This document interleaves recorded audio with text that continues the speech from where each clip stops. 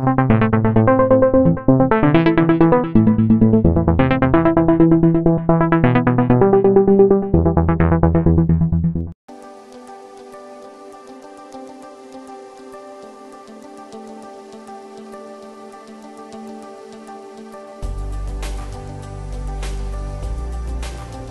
તમે હજુ સુધી અમારી ચેનલને સબસ્ક્રાઇબ ન કરી હોય તો સબસ્ક્રાઇબ કરો અને બાજુમાં આપેલા બેલ આઇકન પર ક્લિક કરો જેથી તમને અમારા નવા વિડીયોની નોટિફિકેશન મળતી રહે। વિદ્યાર્થી મિત્રો, હવે આપણે જોઈશું ઉદાહરણ નંબર 3.7। સર, રકમની અંદર એક આકૃતિ આપેલી છે, એક જટિલ નેટવર્ક છે જેની અંદર 1 2 3 અને 4 અવરોધ જોડેલા છે, 4 ઓહ્મ 4 ઓહ્મ 2 ઓહ્મ 2 ઓહ્મ, અને બે બેટરી છે જેના પહેલી બેટરીના ઈએમએફ 10 વોલ્ટ અને બીજીનું કેટલું છે 5 વોલ્ટ આપેલું છે। તો આપણે શું કરવાનું છે કે દરેક શાખામાંથી વહેતો પ્રવાહ શોધો। આગળનો જે દાખલો હતો તેના જેવો જ દાખલો છે। તો હવે તેની અંદર તો શું હતું, એક જ બેટરી હતી એટલે આપણે બેટરીના ધન ધ્રુવમાંથી પ્રવાહ બહાર કાઢ્યો, બરાબર। હવે એ બે બેટરી છે તો બંનેના ધન ધ્રુવમાંથી પ્રવાહ બહાર નીકળે। ધારો કે આ પ્રથમ બેટરી છે તેના ધન ધ્રુવમાંથી I1 જેટલો પ્રવાહ બહાર નીકળશે। હવે એ તરફ આવે તો એ પાસે આવે પછી બે રસ્તા ફાટકે। હવે એ શું છે, જંક્શન। તો પ્રથમ નિયમ શું હતો આપણો કિર્ચોફનો જંક્શનનો, જંક્શન તરફ આવતો પ્રવાહ બરાબર જંક્શન થી દૂર તરફ જતો હતો પ્રવાહ। તો જંક્શન તરફ કેટલો એ પ્રવાહ આવે છે I1 જેટલો। હવે I1 માંથી ધારો કે ઉપરના ભાગમાં I2 જેટલો પ્રવાહ ઉપર જતો રહ્યો, I1 માંથી થોડો પ્રવાહ ઉપર જતો રહ્યો તો બાકીનો પ્રવાહ નીચે આવશે। તો નીચે પ્રવાહ કેટલો થશે I1 I2। ખ્યાલ આવે? જંક્શન તરફ પ્રવાહ I1 હતો તેમાંથી I2 ઉપર જતો રહ્યો તો બાકીનો પ્રવાહ અહીંયા આવશે। હવે આ જે બેટરી ખરી તેના ધન ધ્રુવમાંથી I1 અને I2 નામ આપી દીધા આપણે, એટલે આને નંબર આપીએ I3 કે I3 જેટલો પ્રવાહ બહાર નીકળે છે ઉપર તરફ ધન ધ્રુવમાંથી। હવે બી બિંદુ પાસે જંક્શન તરફ આવતો પ્રવાહ બરાબર જંક્શન થી દૂર તરફ જતો પ્રવાહ। જંક્શન તરફ કયો આવે I2 અને આ બાજુથી I3। તો હવે જંક્શન થી દૂર કેટલો જશે, અહીંયા આ બંનેનો સરવાળો જશે એટલે I2 I3 જંક્શન થી દૂર તરફ જતો પ્રવાહ। હવે અહીંયાથી I1 બહાર નીકળે એનો મતલબ શું થાય કે અહીંયાથી I1 દાખલ થતો હશે તો જ આ બાજુથી બહાર નીકળે। તો હવે સી બિંદુ પાસે જંક્શન તરફ કેટલો પ્રવાહ આવે I2 I3, તેમાંથી I1 તો આ બાજુ જતો રહ્યો તો બાકી જે પ્રવાહ રહેશે, કેટલો પ્રવાહ બાકી રહેશે I2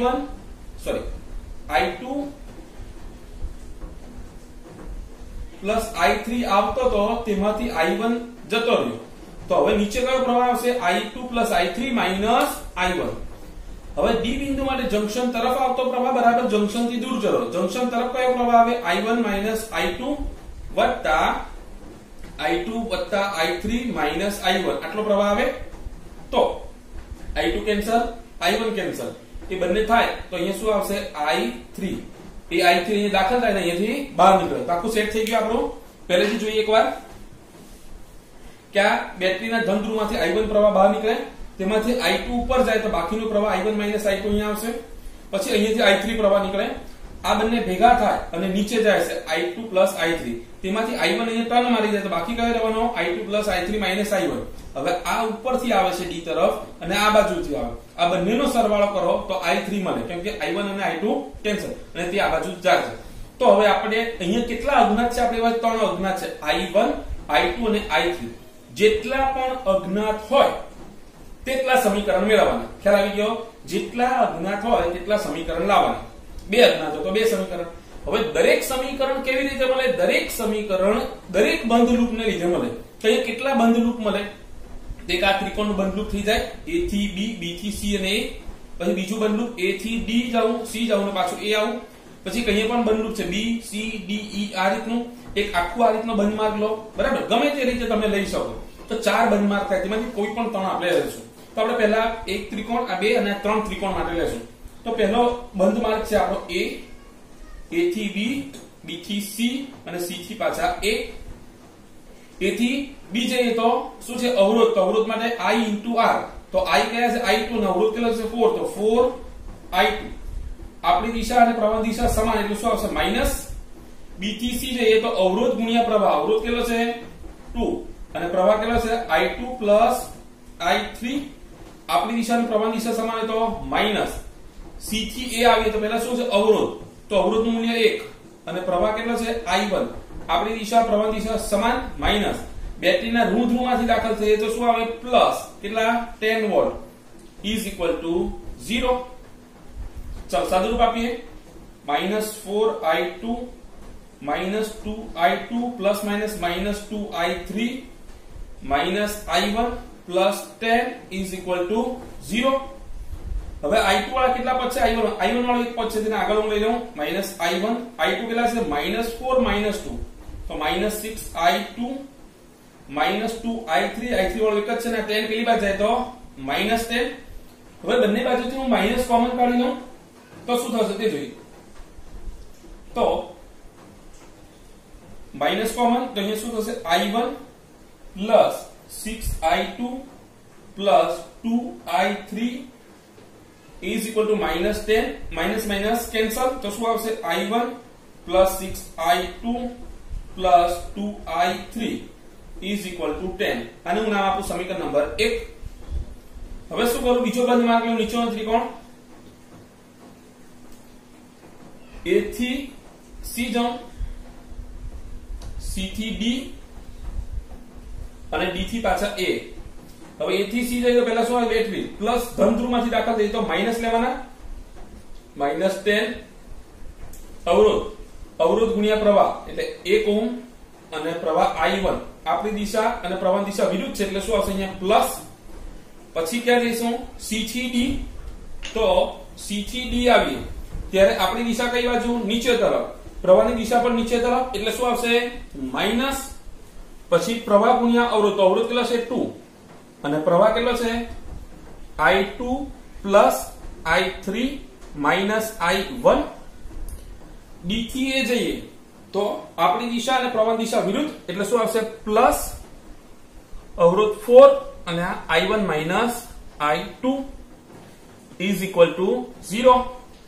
સાદું રૂપ આપીએ -10 પ્લસ i1 આ બે અંદર જાય તો -2i2 -2i3 minus minus plus 2i1 plus 4i1 4i2 is equal to 0। હવે i1 વાળા કેટલા છે? આ 1 અને આ 2 અને આ 4 4 5 6 અને એક કેટલા? 7 એટલે 7 આવશે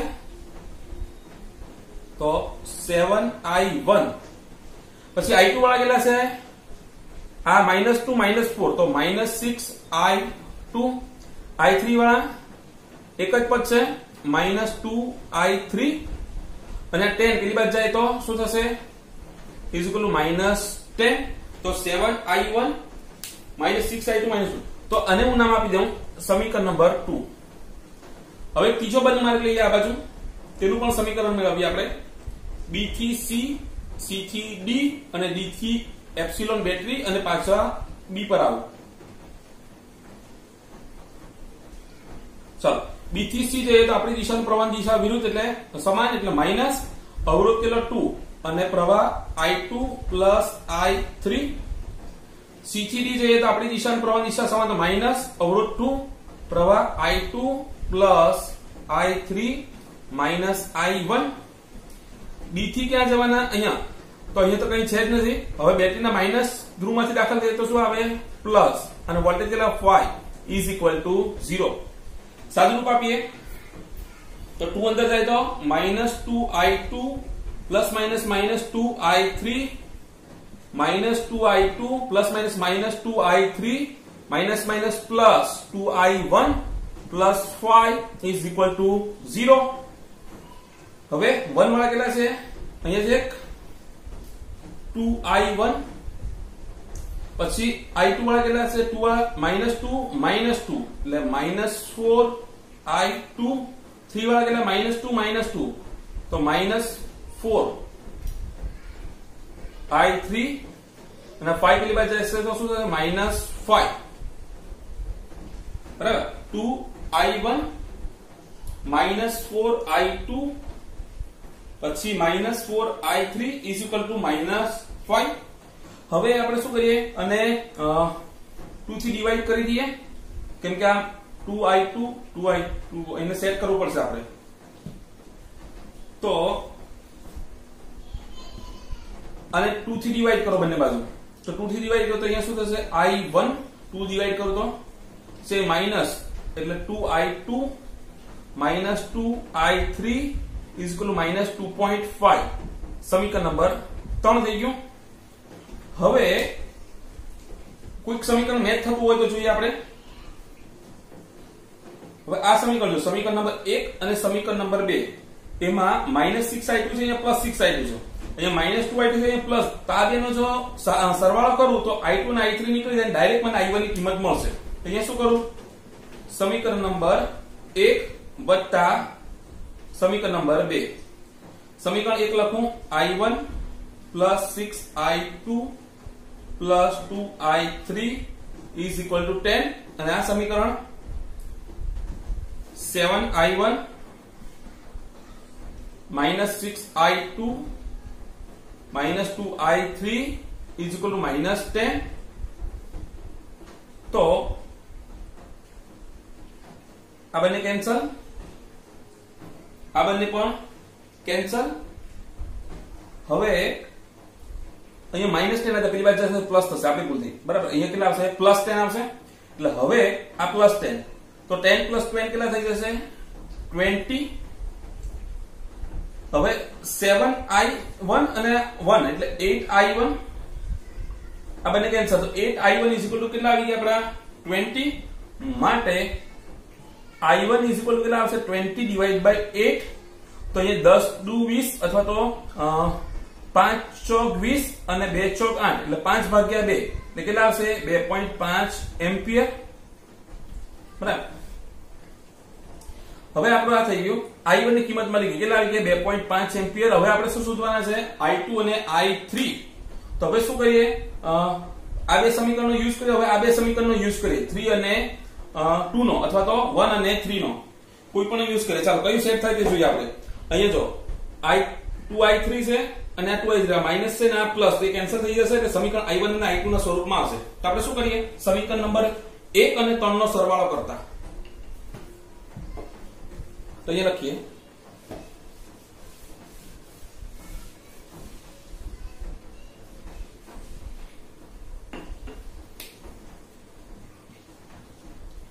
સમીકરણ 1 વત્તા સમીકરણ નંબર 3.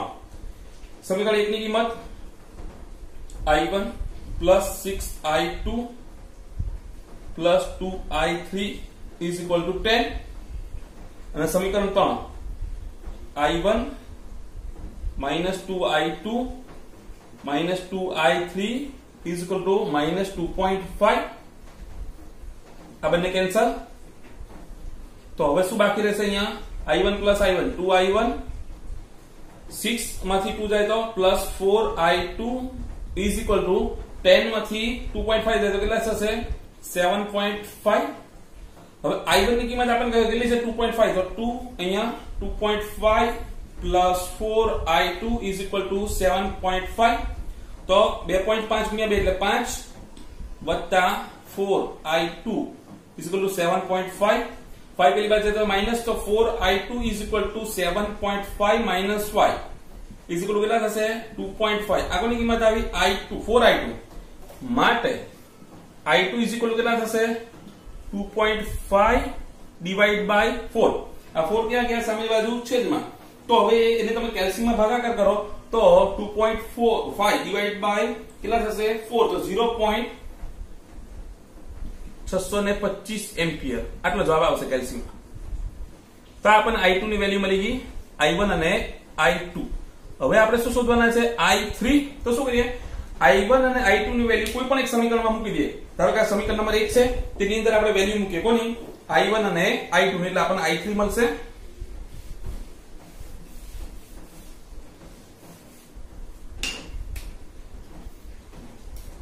તો સમીકરણ 1 માં i1 અને i2 ની કિંમત મૂકતા. ચાલો i1 ની કિંમત કેટલી હતી? 2.5 વત્તા 6 અને i2 ની કિંમત કેટલી? 0.625 વત્તા 2i3 = 10. હવે આ કેટલા છે? 2.5. હવે કેલ્સી ની અંદર આપણે કરીએ કે 0.625 ગુણ્યા 6 તેનો જવાબ આવશે 3.75 વત્તા 2i3 ઇઝ ઇક્વલ ટુ 10. હવે 3.75 વત્તા 2.5 તો આ જવાબ આવશે 6.25 વત્તા 2i3 ઇઝ ઇક્વલ ટુ 10. તો 6.25 પેલી બાજુ તો માઈનસ એટલે 2i3 is equal to 10 minus 6.25. તો આપણે શું કરીએ માઈનસ 10 કરી નાખીએ તો આવશે માઈનસ 3.75. તો 2i3 ઇઝ ઇક્વલ ટુ 3.75 આવે માટે i3 કેટલા થશે 3.75 ડિવાઇડ બાય 2. તેના ડિવાઇડ બાય 2 કરીએ તો એનો આન્સર આવશે 1.875 એમ્પિયર. તો i3 નો આન્સર આવી ગયો 1.875. તો અહીં ત્રણની કિંમત મળી ગઈ. i1 કેટલા હતા i1 is equal to 2.5 ampere, i2 આપણે શોધ્યા અને આ i3 ની કિંમત આવી. તો આ થઈ ગયો આપણો ઉદાહરણ નંબર 3.7. એની આગળનો દાખલો અને આ દાખલો બંને મોસ્ટ આઈએમપી.